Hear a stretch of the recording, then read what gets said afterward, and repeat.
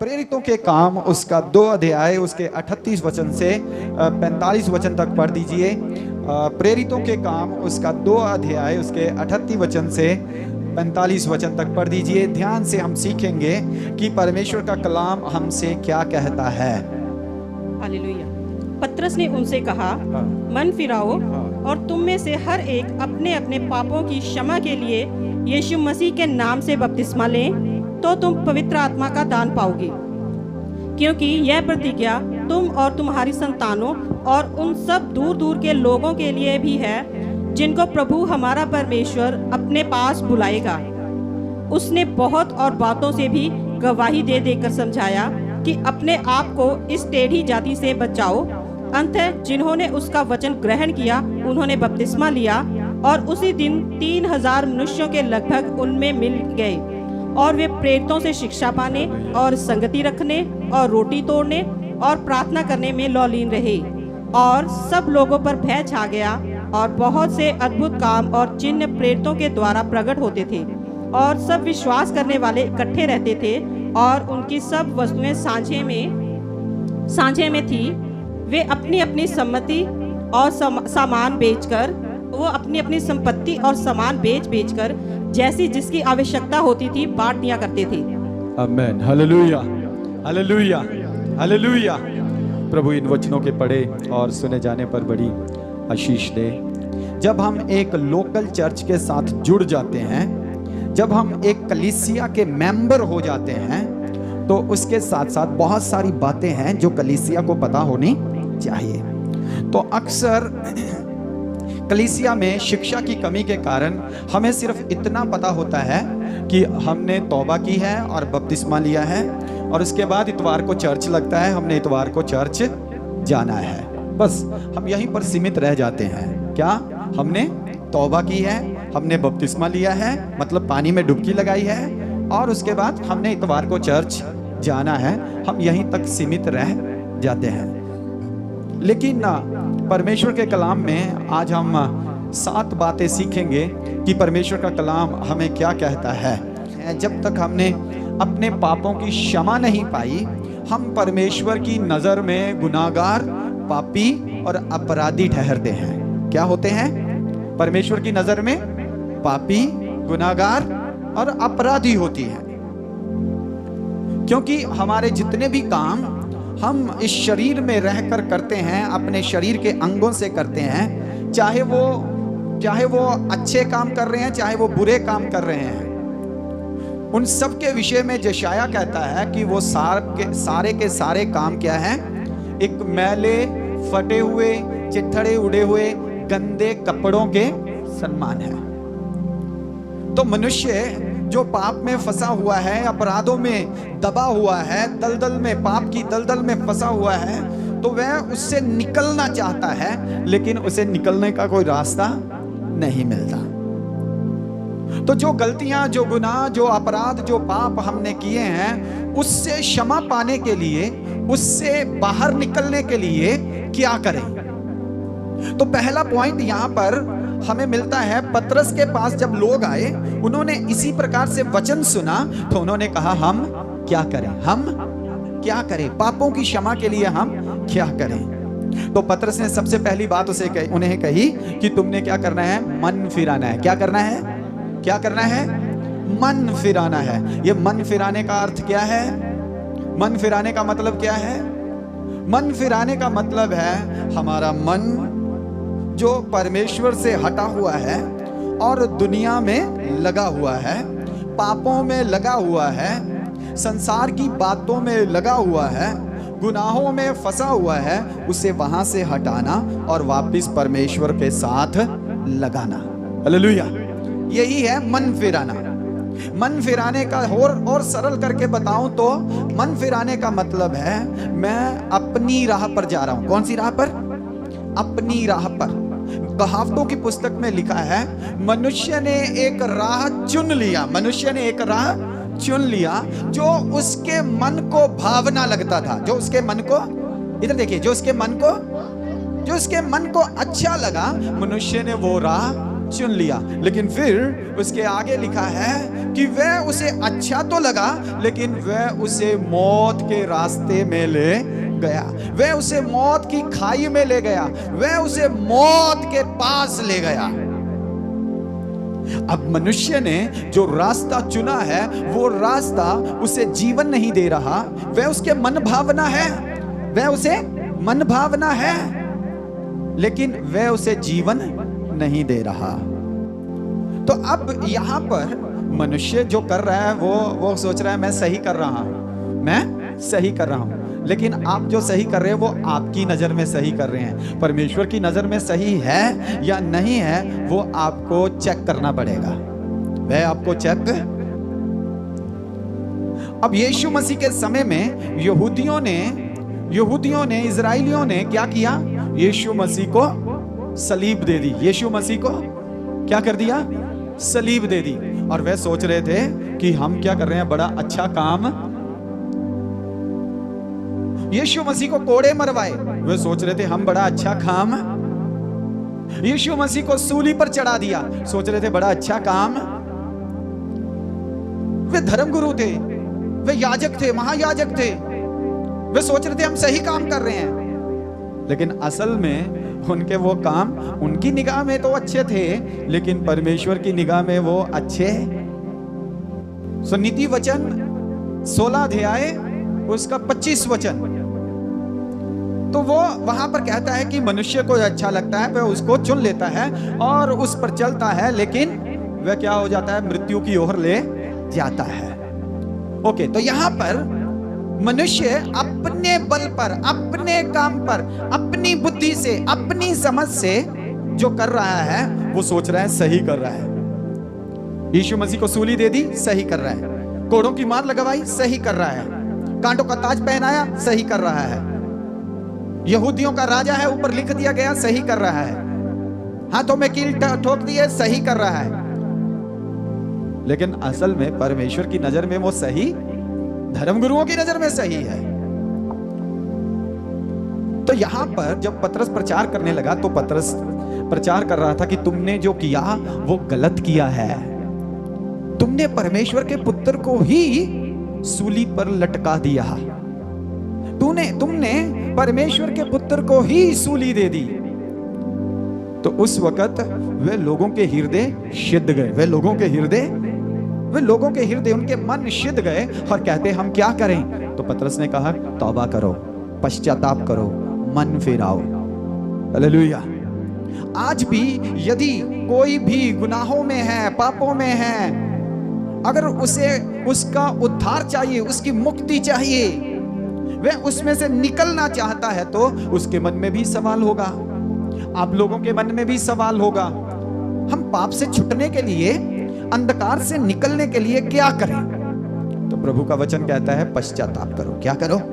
पश्चाताप करो। तो सबसे पहले जब हम यीशु के पास आते हैं तो हम क्या करते हैं? हम मान लेते हैं कि हम खुदा के गुनाहगार हैं, हम गलतियां करते हैं, हम मिस्टेक्स करते हैं, हम पाप करते हैं, हम अपराध करते हैं।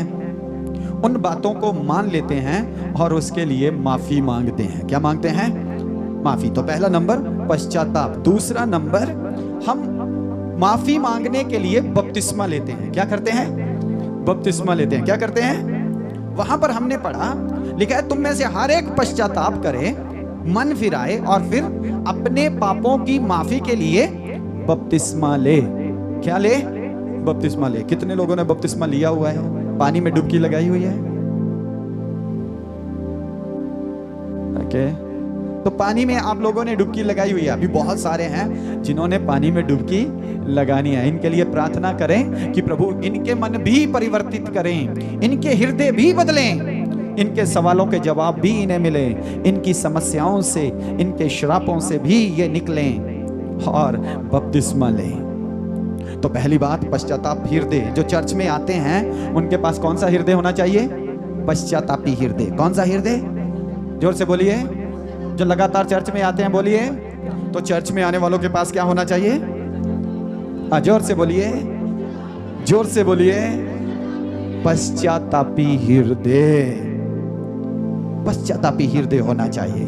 अपने साथ वाले का हाथ पकड़िए, कहिए कहिए आपके पास पश्चातापी हृदय है, तौबा वाला हृदय है। तो सबसे पहले जब हम चर्च में आते हैं तो हमारे अंदर हृदय परिवर्तन होता है। क्या होता है? मेरे जो नए भाई आए हैं, नई बहनें आई हैं, आपके लिए सबसे पहली बात जो आपको सीखनी है वो है हृदय परिवर्तन, मन परिवर्तन। जब तक हमारा मन नहीं बदलेगा, हमारा हृदय नहीं बदलेगा, हम आगे कुछ भी प्राप्त नहीं कर सकते। हम आगे कुछ भी प्राप्त, तो सबसे पहले अपना हृदय बदलना है, अपना मन बदलना है, इसे शुद्ध करना है, इसे पवित्र करना है। कैसे शुद्ध करें, कैसे पवित्र करें? अंदर से शुद्ध होना है ये। तो उसके लिए आगे लिखा है अपने पापों की माफी के लिए, अपने हृदय को शुद्ध करने के लिए हमें क्या करना है? बपतिस्मा लेना है। क्या लेना है? पतरस की पहली पत्री में हमने पिछली दफा पढ़ा था, पतरस की पहली पत्री 3 अध्याय में शायद 21 वचन में था कि हमारा ये जो पानी का बपतिस्मा है, ये शरीर की मैल धोना नहीं है, ये शरीर की मैल धोना नहीं है, बल्कि हमारे विवेक को शुद्ध करना है। किसको शुद्ध करना है? हमारे मन को शुद्ध करना है। किसको शुद्ध करना है? हमारे मन को, हमारे विवेक को शुद्ध करना है। तो चर्च में आने वाले पहली बात हमारे पास क्या होना चाहिए? जोर से बोलिए, पश्चातापी हृदय, पश्चाताप वाला हृदय, पश्चाताप वाला हृदय हमारे पास होना जरूरी है। दूसरी बात हमारे पास हमें क्या करना चाहिए?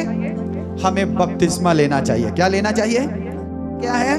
बपतिस्मे का अर्थ है कि प्रभु यीशु मसीह के साथ हम मारे गए हैं, सूली पर चढ़ाए गए हैं, मारे गए हैं, दफनाए गए हैं और उसके साथ नए जीवन के लिए जी उठे हैं। हालेलुया। बपतिस्मे का अर्थ क्या है? बपतिस्मे का अर्थ क्या है? पानी में डुबकी लगाना। बपतिस्मे का अर्थ क्या है? पानी में डुबकी लगाना। पानी में डुबकी लगाना किस बात को दर्शाता है? पानी में डुबकी लगाना इस बात को दर्शाता है कि मसीह के साथ सूली पर चढ़ाए गए। या हमने अपने शरीरों को, अपने शरीर के अंगों को सूली पर चढ़ा दिया है। और जितनी हमारी शरीर की कामनाएं हैं, जितनी हमारी शरीर की अभिलाषाएं हैं, उन सबको मसीह के साथ हमने मार कर दफना, हालेलुया, दिया है। मार कर दफना दिया है। किसके द्वारा? बपतिस्मे के द्वारा। किसके द्वारा? बपतिस्मे के द्वारा। समझ आ रही है आपको? बपतिस्मे के द्वारा हमने अपने आप को मसीह के साथ सूली पर मार दिया और अपनी देह की क्रियाओं को क्या कर दिया? दफना दिया। और मसीह के साथ हम नए जीवन के लिए नई सृष्टि बन के जी उठे हैं। हालेलुया।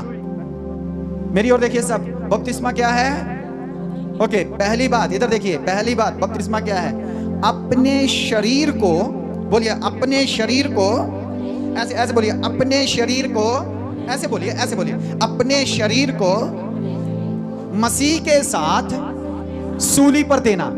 सूली पे ऐसे सूली पर देना, सूली पर देना। अपने आप को ऐसे ऐसे करिए, अपने आप को मसीह के साथ सूली पर देना। समझ नंबर 1, ठीक है? नंबर 1 बपतिस्मे का अर्थ है। दूसरी बात, अपने शरीर के कामों को, अपने शरीर की क्रियाओं को, अपने शरीर के अंगों को पाप के लिए मार देना। बोलिए, पाप के लिए मार देना, मसीह के साथ दफन कर देना। तीसरी बात है, मसीह के साथ नए जीवन के लिए नवी सृष्टि बन जाना। नवे जीवन के लिए, बोलिए, नवे जीवन के लिए नवी सृष्टि बन जाना। राइट। तीसरी बात कौन सी पता होनी चाहिए? तीसरी बात, आगे पढ़िए वचन को, लिखा है 39 या 40 वचन में लिखा होगा। 39 वचन पढ़िए। क्योंकि यह प्रतिज्ञा तुम और तुम्हारी संतानों और उन सब दूर दूर के लोगों के लिए भी है जिनको प्रभु हमारा परमेश्वर अपने पास बुलाएगा। ओके, आगे। उसने बहुत और बातों से भी गवाही दे देकर समझाया कि अपने आप को इस टेढ़ी जाति से बचाओ। ओके, तीसरी बात, ये कौन सा वचन है? 40 वचन। उसने बहुत एग्जाम्पल दे दे के उन लोगों को समझाया, दृष्टांत दे दे के, उदाहरण दे दे के, मेरे जवानों सुनिए, उदाहरण दे दे के उन लोगों को समझाया। Hallelujah, hallelujah. ये तीसरी बात है। आप चर्च में आते हो, चर्च में आने से क्या होगा?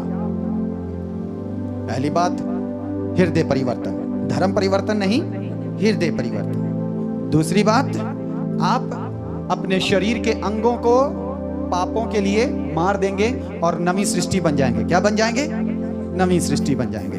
तीसरी बात, जब आप नवी सृष्टि बन गए तो आप टेढ़ी जाति से, अर्थात संसार के लोगों से, जो बुरे बुरे काम करने वाले लोग हैं, जो गलत काम करने वाले, कुकर्म करने वाले, अपराध करने वाले, पाप करने वाले, झूठ बोलने वाले, फ्रॉड करने वाले, हत्या करने वाले, चुगली करने वाले, निंदा करने वाले, झूठी साक्ष्य देने वाले, लालच करने वाले, लोभी लोग, बुत परस्ती करने वाले और ऐसे बहुत सारे काम करने वाले, सब लोगों से आप क्या हो जाएंगे? आप क्या हो जाएंगे? अलग हो जाएंगे। क्या कहा? 40 वचन में क्या लिखा? लिखा, आपने ये टेढ़ी जाति से, अर्थात जो यीशु मसीह पर ईमान नहीं लाए, जिन्होंने अपना हृदय परिवर्तन नहीं किया, जिन्होंने अभी बपतिस्मा नहीं लिया, अभी उनके कामों से, उनसे अलग नहीं होना, उनके कामों से अलग होना है। हाँ? उनसे अलग नहीं होना। कुछ लोग क्या करते हैं, वो अपने पड़ोसी के घर में नहीं जाएंगे, उनके घर से चाय नहीं पिएंगे, पानी नहीं पिएंगे, खाना नहीं खाएंगे। ये तालीम नहीं है चर्च की, ये तालीम नहीं है। आप किसी भी घर में जाओ, आप ईसाई के घर में जाओ, हिंदू के घर में जाओ, मुसलमान के घर में जाओ, सिख के घर में जाओ, जैन के घर में जाओ, पारसी के घर में जाओ, बुद्धिस्ट के घर में जाओ, आपको पानी पिलाते हैं तो पीजिए, आपको चाय पिलाते हैं तो पीजिए, आपको खाना खिलाते हैं तो सिर्फ धन्यवाद करके खाना है। ठीक है? क्योंकि कलाम में लिखा है, यदि कोई तेरा भाई जो अन्य जाति से है वो तेरे सामने कुछ परोसता है तो बिना कुछ पूछे धन्यवाद करके खा ले। तो धन्यवाद करके खाना, बस। लेकिन यहां पर जो शिक्षा दी जा रही है वो लिखा है, टेढ़ी जाति से बचकर रहना, अर्थात उसके कामों से बचना। किससे बचना? उसके कामों से अलग होना। यदि वह तेरा पड़ोसी है और तुझे कहा है शाम को आ जा, थोड़ी देर बैठते हैं किसी बाग में, बगीचे में, और पैग शैग लगाते हैं, उससे क्या हो जाना? उससे क्या हो जाना? अगर तेरा कोई दोस्त, अगर तेरी कोई फ्रेंड क्या करे, तुझे कहे आजा थोड़ी देर नहर के किनारे जाकर बैठते हैं, सूए के किनारे जाकर बैठते हैं, नाले के किनारे जाकर बैठते हैं और टीका लगाते हैं। क्या लगाते हैं? टीका लगाते हैं। क्या लगाते हैं? टीका लगाते हैं। तो उससे क्या हो जाना? अगर कोई कहे ये मेरे पास कैप्सूल है, ये तू खाएगा ना तो तुझे जन्नत मिलेगी, ये खा ले, बड़ा मजा आता है, बड़ी ताकत है शरीर में, तो उससे क्या हो जाना? उससे क्या हो जाना? यदि तुझे कहे चल मेरे साथ फिल्म देखने चलते हैं, सिनेमा हॉल चलते हैं, वहां सिनेमा हॉल में 3 घंटे ऐसे लगेगा जैसे जन्नत में पहुंच गए, तो उससे क्या हो जाना? उससे क्या हो जाना? यदि तुझे कोई कहे आ मेरे साथ हम चलते हैं शाम को तैयार श्यार होके, सेंट सूट लगा के, परफ्यूम डाल के उस गली में जाते हैं, गेड़ी मार के आते हैं, वहां बड़ी सुंदर सुंदर लड़कियां रहती हैं, उससे क्या हो जाना? उससे क्या हो जाना? यदि तुम्हें कोई कहे चल तैयार होकर चलते हैं, परफ्यूम डाल के जाते हैं, उस गली में जाते हैं, वहां बड़े सुंदर सुंदर लड़के रहते हैं, गेड़ी मार के, तो उनसे क्या हो जाना? बोलिए, उनसे क्या हो जाना? यही तो है टेढ़े काम, यही तो है टेढ़ी जाति कर रही। ऐसे लोगों के कामों से क्या हो जाना? क्या हो जाना? फिर उनको छोड़ो मत, उनके लिए दुआ करो, उनको समझा सकते हो तो समझाओ, उनको काउंसलिंग कर सकते हो काउंसलिंग करो, उनको वचन सुना सकते हो तो वचन सुनाओ, उनको चर्च ला सकते हो तो चर्च लेके आओ, ताकि जैसे आपके जीवन बदले हैं वैसे उनके जीवन भी। लेकिन उनके कामों से अलग हो जाना। किससे अलग हो जाना? उनके कामों से। टेढ़ी जाति से बचना बहुत। ये टेढ़ी जाति के काम क्या क्या है? गलातियों की पत्री उसका 5 अध्याय 22 वचन में आपको मिल जाएगा, 18 वचन में आपको मिल जाएगा। ये क्या क्या काम करते हैं। कुरिन्थियों की पत्री में भी आपको मिल जाएगा ये क्या क्या काम करते हैं। गलातियों की पत्री में भी आपको मिल जाएगा ये क्या क्या काम करते हैं। इफिसियों की पत्री 4 अध्याय में, कुलसियों की पत्री 3 अध्याय में लिखा, तुम जो पहले अन्य जातियों की रीति पर चलते थे अब अपना चाल चलन बदल लो, तुम्हारी चाल पहले जैसी, हालेलुया, समझ आ रही किसी को? तुम्हारी चाल पहले जैसी। पहले खूह पे जाकर बैठते तो अब खूह पे जाकर नहीं बैठना। पहले जाके सूटा लगाते थे तो अब सूटा, पहले जाके पैग लगाते थे तो अब पैग, पहले जाके बुत परस्ती करते थे तो अब बुत परस्ती। हालेलुया। टेढ़ी जाति से बचना मतलब अलगताई, मतलब अलाव, मतलब जोर से बोलिए, मतलब अलगताई। अपने साथ वाले से कहिए, अपने साथ वाले से कहिए, पश्चातापी हृदय रखना, तौबा वाला मन रखना, बपतिस्मा ले लेना, बपतिस्मा ले लेना। आपको पता है आप क्या कर रहे हो? जब मैं ऐसे बोलता हूं आपको बोलने के लिए, आपको पता है क्या कर रहे हैं? आप प्रचार कर रहे हैं, आप प्रचार कर रहे हैं। मेरे पास माइक है लेकिन आप अपने पास वाले को प्रचार कर रहे हैं। कहिए, कहिए तौबा कर ले, बपतिस्मा ले ले, शरीर के अंगों को पाप के लिए मारकर दफन कर दे, मसीह में नई सृष्टि बन जा। और तीसरी बात है, टेढ़ी जाति से बच जा। जोर से बोलिए, टेढ़ी जाति से बच जा। अलगताई का जीवन व्यतीत कर। जैसे लोग, दुनिया के लोग रहते हैं वैसे मत रहना। संसार की कॉपी नहीं करनी। Hallelujah, hallelujah. रोमियो की पत्री 12 अध्याय पहले वचन में लिखा है तुम संसार के अनुरूप, तुम संसार के अनुरूप ना बनो, संसार के अनुरूप ना बनो, संसार जैसे ना बनो। कुछ भाई बहनों को कितना भी समझा लो, चर्च आ रहे होते हैं साल से, 2 साल से, 5 साल से, 10 साल से, कितना भी समझा लो कि ये चीजें मसीहियों को शोभा नहीं देती, ये चीजें मसीहियों को अच्छा नहीं लगता, वो फिर भी वही करते रहते हैं, वही पहनते रहते हैं, वैसे ही करते हैं। कोई गवाही नहीं, कोई अलगता ही नहीं, कोई फर्क नहीं, कोई अंतर नहीं। लेकिन रोमियो की पत्री 12 अध्याय 1 वचन में साफ साफ लिखा है, तुम संसार के अनुरूप, हेलो, अपने साथी से कहिए, संसार के अनुरूप ना बनना, संसार की रीति पर ना चलना, संसार के अनुरूप ना बनना, संसार की रीति पर ना चलना। हालेलुया। आगे पढ़ेंगे ना तो आगे लिखा है, अपने शरीरों को परमेश्वर के सन्मुख उसे मन भावना, किसे? परमेश्वर को मन भावना जीविता बलिदान करके चढ़ाना है। Hallelujah, hallelujah. इस शरीर की नहीं सुननी, इस शरीर की, ये शरीर बहुत कुछ कहेगा, ये मन बहुत कुछ कहेगा, इसकी नहीं सुननी। किसकी सुननी है? परमेश्वर की। अगर इसको खुश करने लग गए तो आप कभी परमेश्वर को खुश कर नहीं पाओगे। यही सच्चाई है। इसीलिए चर्च में आने वालों के लिए पश्चातापी हृदय रखना जरूरी है, बपतिस्मा लेना जरूरी है, और तीसरी बात, टेढ़ी जाति से, अन्य जातियों की रीतियों से, रिवाजों से बचना जरूरी है। चौथी बात क्या लिखी है आगे पढ़िए तो 42 वचन। और वे प्रेरितों से शिक्षा पाने, हाँ, वे प्रेरितों से शिक्षा पाने। क्या पाने? शिक्षा पाने मतलब वे वचनों का अध्ययन करते थे। क्या करते थे? जोर से बोलिए, क्या करते थे? वचनों की पढ़ाई करते थे, वचनों की पढ़ाई करते थे। लिखा है, और वे प्रेरितों से शिक्षा पाने। किससे शिक्षा पाने के लिए? प्रेरितों से। वह लिखा है, दे वर डिवोटेड। हिंदी में लिखा होगा लोलीन थे। पंजाबी में पता नहीं क्या लिखा, पंजाबी में क्या लिखा है? 42 वचन पढ़िए ना पंजाबी में। हाँ हाँ हाँ, ओके। तो लिखा है लगातार, कंटिन्यूअसली। कैसे? लगातार, कॉन्टिन्यूअसली, निरंतर। कैसे? इधर देखिए, कैसे? निरंतर, लगातार। क्या करते थे वे वचन सीखते थे। क्या करते थे? जोर से बोलिए, वचन सीखते थे। अपने साथी से कहे वचन सीखा करो, वचन सीखा करो। किससे वचन सीखते थे? हाँ, किससे वचन सीखते थे?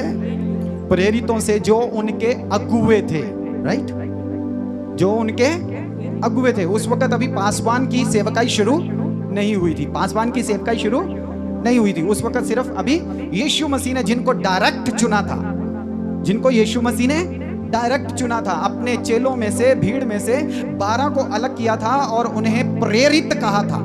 क्या कहा था? प्रेरित कहा था। प्रेरित का मतलब होता है सेंट वन, भेजा हुआ। प्रेरित का क्या मतलब होता है? सेंट वन, भेजा हुआ। कुछ लोग सोचते हैं पता नहीं प्रेरित का कितना कितना बड़ा मतलब है, तो वो उसको कंपेयर करना शुरू कर देते हैं कि पास्टर जो थोड़ा छोटा होता है और प्रेरित थोड़ा बड़ा होता है, प्रॉफिट थोड़ा ऐसा होता है, एवेंजलिस्ट थोड़ा ऐसा होता है। प्रेरित का साधारण शब्दों में क्या अर्थ है?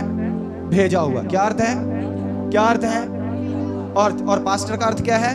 रखवाली करने वाला। क्या अर्थ है? झुंड की रखवाली करने वाला। हालेलुया। तो उसको कंपैरिजन करने की जरूरत नहीं। हाँ, ऊंचा कौन, नीचा कौन, बड़ा कौन, छोटा कौन?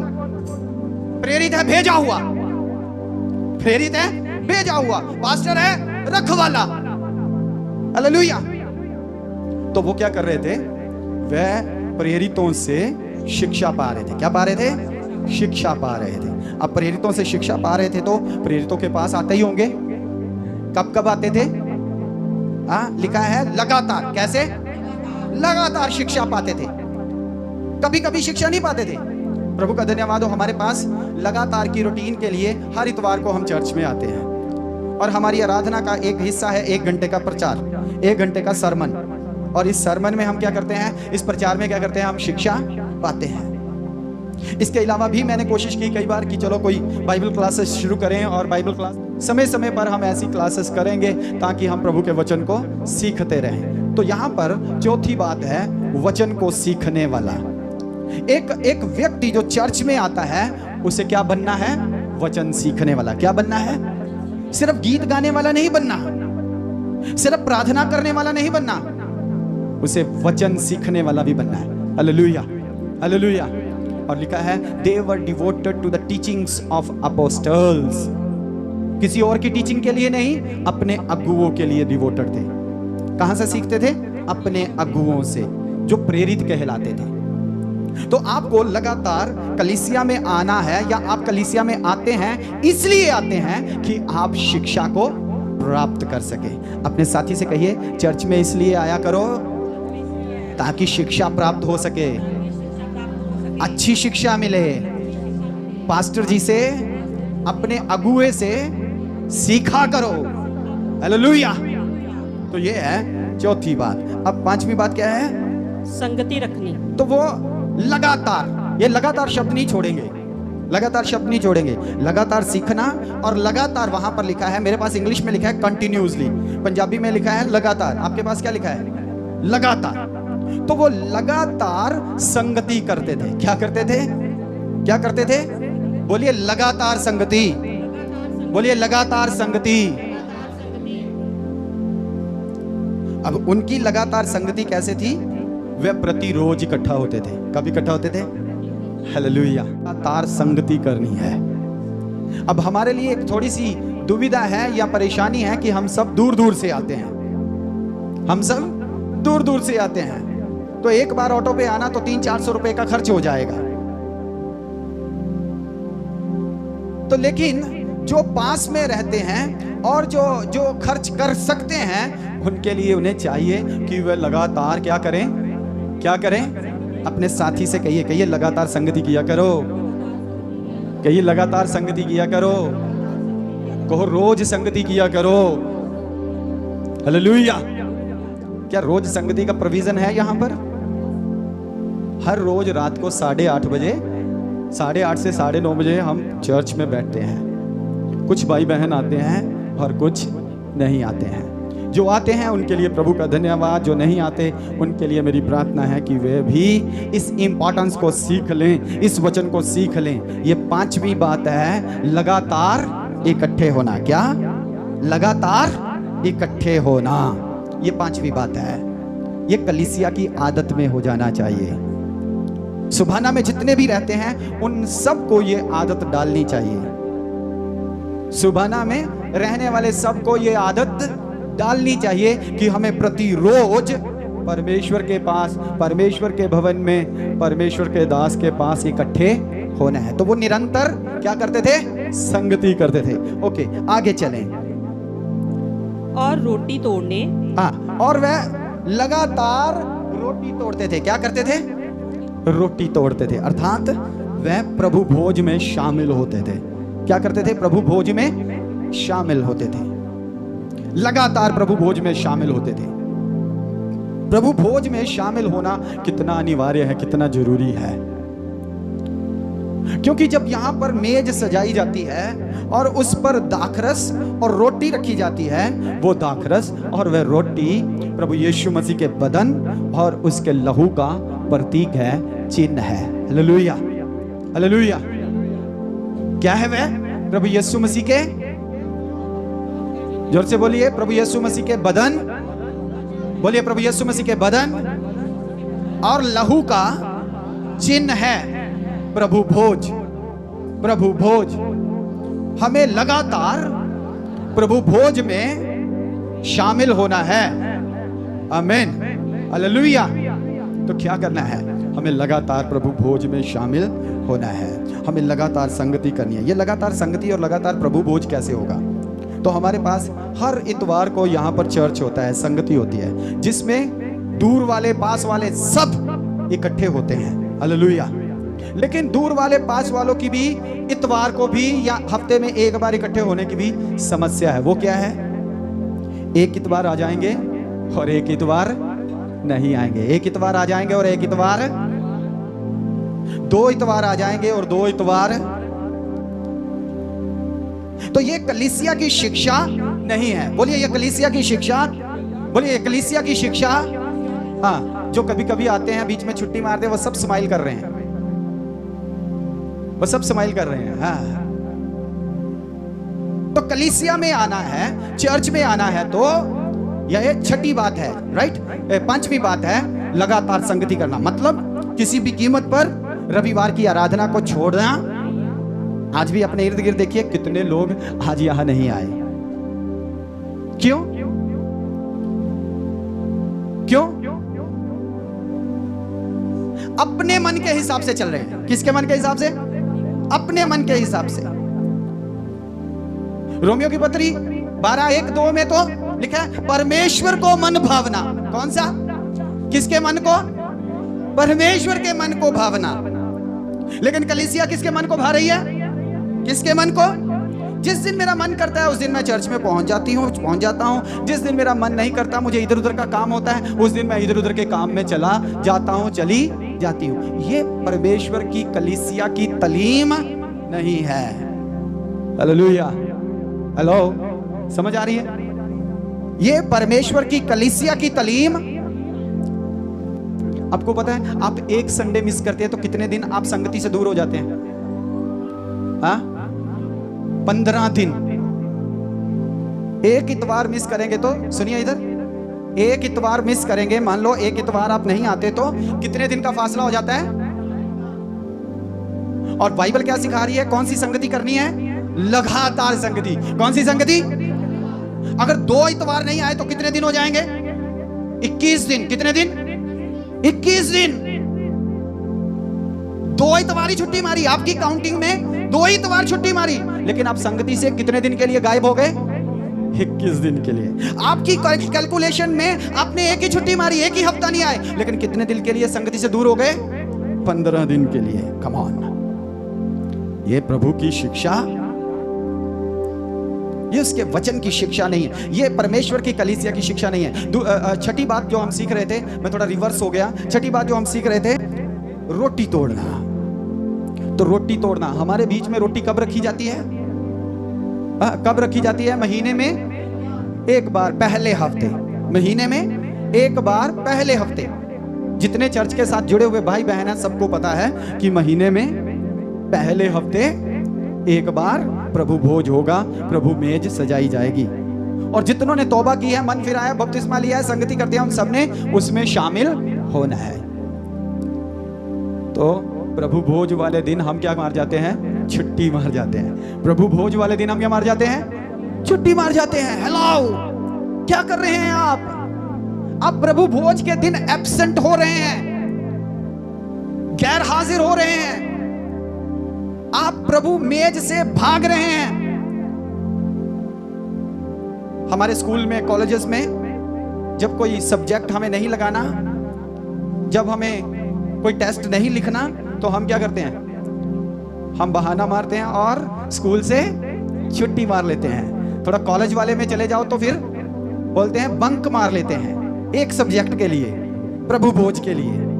कम ऑन, प्रभु भोज से भागिए ना, उसकी टेबल से भागिए ना, उसकी टेबल की ओर भाग कर आइए। महीने में एक बार ही हम उसमें शामिल हो रहे हैं, वो भी हमें भूल जाता है, जबकि सबको पता है, अनाउंस किया जाता है कि हर महीने पहले हफ्ते प्रभु भोज होगा। फिर हम कहते हैं हमने रोजा नहीं रखा, पास्टर जी चाहे तो हमें शामिल कर ले। हेलो, पास्टर जी आपके जज नहीं है, पास्टर जी आपके रब नहीं है। ये आपको देखना होगा, ये आपकी क्वेस्ट है, ये आपकी थर्स्ट है, ये आपकी भूख है, ये आपकी प्यास है प्रभु मेज में शामिल होने के लिए। कुछ लोग तो प्रभु मेज में शामिल होने के लिए मीलों मील का सफर तय करके आते हैं चर्चेस में कि मुझे प्रभु भोज में शामिल होना है, और कुछ लोग प्रभु भोज देखकर उठ के प्रभु भोज के समय बाहर निकल जाते हैं। कम ऑन चर्च, ये परमेश्वर की कलीसिया की शिक्षा, ये परमेश्वर की कलीसिया की शिक्षा नहीं है। परमेश्वर की शिक्षा, कलीसिया की शिक्षा क्या है? हमें क्या करना है? प्रभु भोज में लगातार शामिल होना है। उसके बाद हमें लगातार प्रार्थना में बने, ये भी लिखा है, ये भी लिखा है, हमें लगातार प्रार्थना में बने रहना है। बैठ जाइए भाई, लगातार प्रार्थना में बने रहना है। तो लगातार क्या हम प्रार्थना में बने रहते हैं? क्या हम डेली प्रेयर करते हैं? क्या हम डेली प्रेयर में कुछ समय व्यतीत करते हैं? पिछले दिनों में खुदा के एक सेवक यहां पर आए और उन्होंने कहा यहां पर यह कलीसिया शिफ्ट होने जा रही है। क्या होने जा रही है? याद है आपको? शिफ्ट होने जा रही है। और 3 मंथ्स, उन्होंने कहा 3 मंथ्स शिफ्टिंग। तो मैंने बड़ा पॉजिटिवली लिया कि हम बढ़ रहे हैं, हम शिफ्ट कर रहे हैं, हम आगे जा रहे हैं, हम संख्या में बढ़ रहे हैं, हम आत्मा में बढ़ रहे हैं, प्रार्थना में बढ़ रहे हैं, सब बातों में बढ़ रहे हैं। ये भवन खचाखच बढ़ रहा है, ऊपर शेड बन रही है। मैंने यहां से अनाउंसमेंट्स करनी शुरू कर दी, धड़ाधड़ प्रार्थनाएं, प्रेयर टीम, इवेंजलिज्म टीम, सब गठित हो चुका, सब चलने लगा। तो जब 3 महीने बीत गए तो मैंने कहा प्रभु अभी क्यों नहीं हो रहा? अभी क्यों नहीं हो रहा? कोशिश तो मैं भी कर रहा हूं। तो मैं वीडियो लगा के सुनने लगा, वो वीडियो जो थी वो लगा के सुनने लगा, यूट्यूब पे है। तो जब वो प्रचारक प्रचार कर रहे थे और उन्होंने कहा कि ये कलीसिया पहले जैसी नहीं रहेगी, ये शिफ्ट करेगी, तो उन्होंने साथ में कहा यदि ये कलीसिया का हर मेंबर 3-3 घंटे प्रार्थना करे तो बहुत जल्द 3 महीनों में ये कलीसिया शिफ्टिंग कर रही है। हालेलुया। समझ आई किसी को? क्या कहा था? यदि ये कलीसिया क्या करे? छोटे बच्चों को समझ आई क्या? कितने में गिनते? 3 घंटे। 3 घंटे प्रार्थना करना। किसने? पास्टर जी ने नहीं कहा था, कहा था कलीसिया के मेंबर, कलीसिया के लोग, कलीसिया के भाई बहन 3 घंटे प्रार्थना में बैठें, प्रार्थना करें, इस दर्शन को आगे ले जाएं। तो क्या हो जाएगा? एक बड़ी शिफ्टिंग हो जाएगी। हालेलुया। छोटे स्थान से निकलकर खुले स्थान में जाएंगे, चौड़े स्थान में जाएंगे। ये भवन खचाखच भर जाएगा, ऊपर जो शेड है वो भी भर। जब कलीसिया क्या करेगी?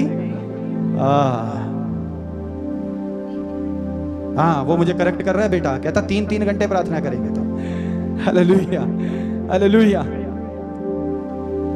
तो प्रार्थना करने वाली मसीह की कलीसिया, परमेश्वर की कलीसिया, कौन सी कलीसिया?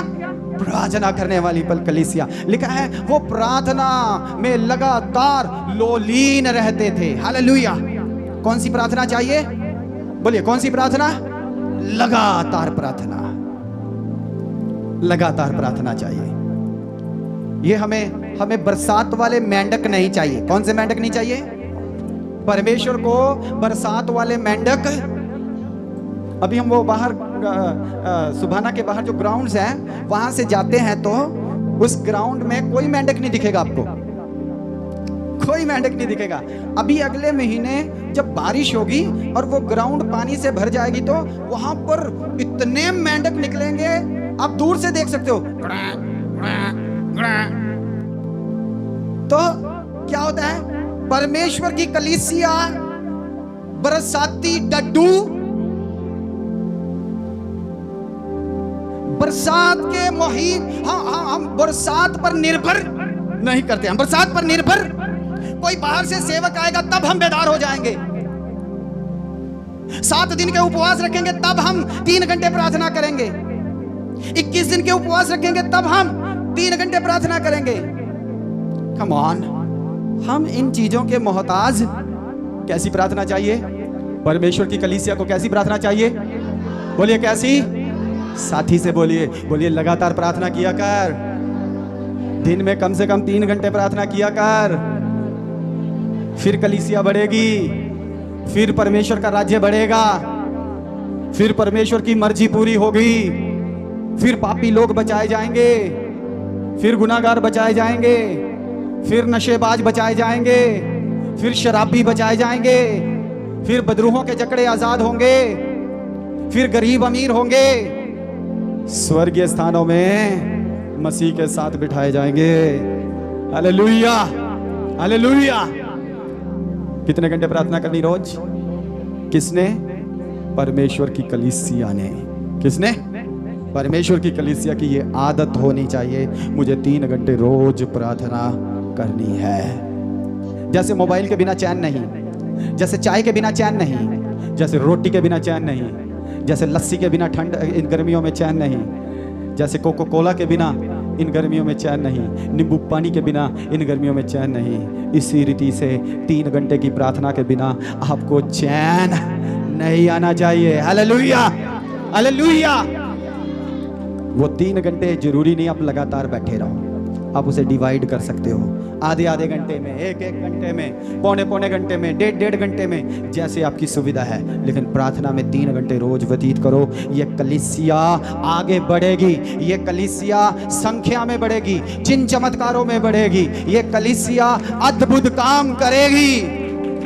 हजारों में लोग बचाए जाएंगे, बड़े और चौड़े स्थान में हम निकल जाएंगे, 5 एकड़ जमीन आ जाएगी, चिल्ड्रन होम बन जाएगा, विडो हाउस बन जाएगा, बाइबल स्कूल बन जाएगा, बड़ा चर्च बन जाएगा।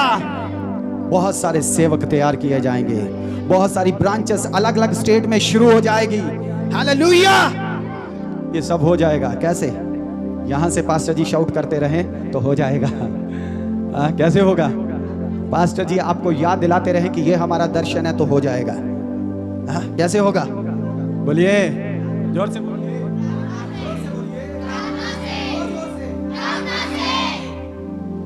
कौन सी प्रार्थना?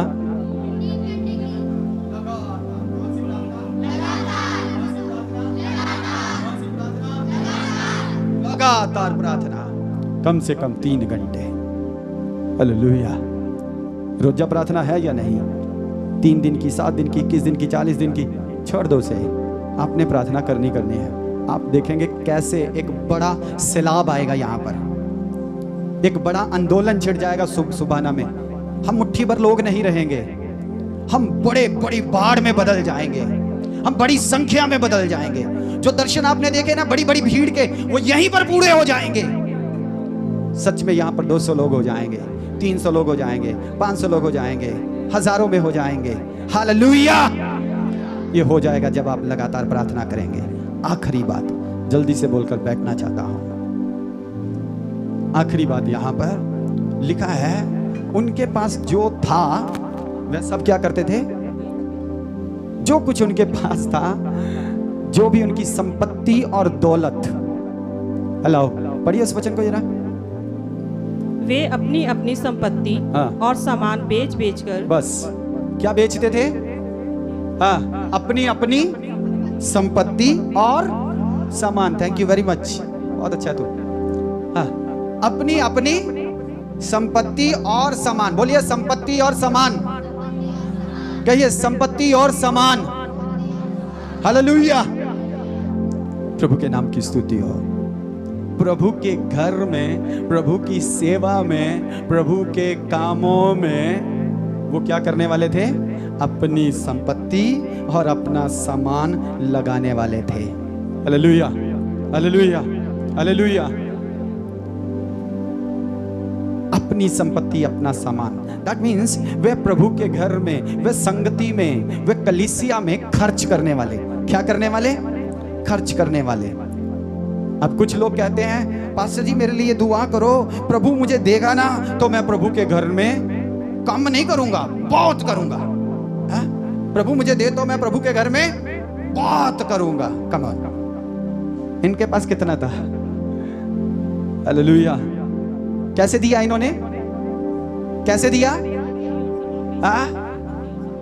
अपनी अपनी संपत्ति और अपना सामान क्या किया इन्होंने? बेचा। क्या किया? क्या किया? उनके पास था नहीं, उनके पास देने के लिए, बीजने के लिए, लगाने के लिए था नहीं, लेकिन उनका क्या हो रखा था? हृदय परिवर्तन। क्या हो रखा था? हृदय परिवर्तन। उन्होंने क्या कर रखा था? बपतिस्मा ले रखा था। क्या कर रखा था? बोलिए जोर से, बपतिस्मा ले रखा था। वे किससे अलग हो गए थे? वे दुनियादारी से अलग हो चुके थे। वे दुनियादारी से अलग हो चुके थे और फिर वे क्या कर चुके थे? वे प्रेरितों से लगातार वचनों की शिक्षा पा रहे थे। क्या कर रहे थे? बोलिए बोलिए, वचन, उनके अंदर वचन आ चुके थे, वे शिक्षा पा चुके थे। और फिर पांचवी बात, वे क्या कर चुके थे? वे रोटी तोड़ने में शामिल हो रहे थे। क्या कर रहे थे? रोटी तोड़ने में शामिल हो रहे थे। और फिर क्या कर रहे थे? वे लगातार प्रार्थना में लोहलीन हो रहे थे, शामिल हो रहे थे। और फिर ये आठवीं बात आ रही है। फिर ये आठवीं बात आ रही है। वे क्या कर रहे थे? अपना सामान और अपनी संपत्ति बेचकर, अपना सामान और अपनी संपत्ति बेचकर कहां लेकर जा रहे थे? दो काम हो रहे थे वहां पर। दो काम। कितने काम? दो काम। एक तो उनके जो साथी विश्वासी थे, कौन? हेलो, कौन? साथी विश्वासी थे, उनके बीच में साझा करते थे। ठीक है, मतलब दूसरे का भार उठाते थे। दूसरे का भार, अगर कोई बहुत मारा है तो उसकी मदद करते थे, उसकी मदद करते थे। ठीक है, यहां लिखा है। दूसरी बात लिखा है, वे प्रेरितों के कदमों में लाकर रखते थे। क्या करते थे? प्रेरितों के कदमों में लाकर। हेलो, कहते इन्नू कौन सी आना कहेगा? ये तो घर ही वेची जाता, ये तो चीजा वेची जाता, ये तो संपत्ति वेची जाता। पता नहीं चर्च वाले ने की कर देता इन्नू। पता नहीं चर्च वालों ने क्या कर दिया इन्होंने इनको। एक शाप पहनी थी, वो भी उतार के चर्च में चढ़ा दी। एक चैनी पहनी थी, वो भी उतार के चर्च में चढ़ा दी। हालेलुया। मुझे पिछले दिनों में मौका मिला, कई साल पहले की बात है, हैदराबाद जाने के लिए। हैदराबाद जाने के लिए तो हैदराबाद गया तो वहां पर एक बड़ी मीटिंग चल रही थी, यूथ मीटिंग थी। बहुत सारा यूथ था और पास्टर्स भी थे, भाई बहन भी थे, लेकिन यूथ ज्यादा था। तो वहां पर एक मिशन ऑफरिंग लेने लगे। कौन सा ऑफरिंग? मिशन ऑफरिंग, कि हमने उड़ीसा में जो भाई बहन सताए जा रहे हैं उनके लिए मदद भेजनी है। उड़ीसा में जो भाई बहन सताए जा रहे हैं उनके लिए मदद भेजनी है।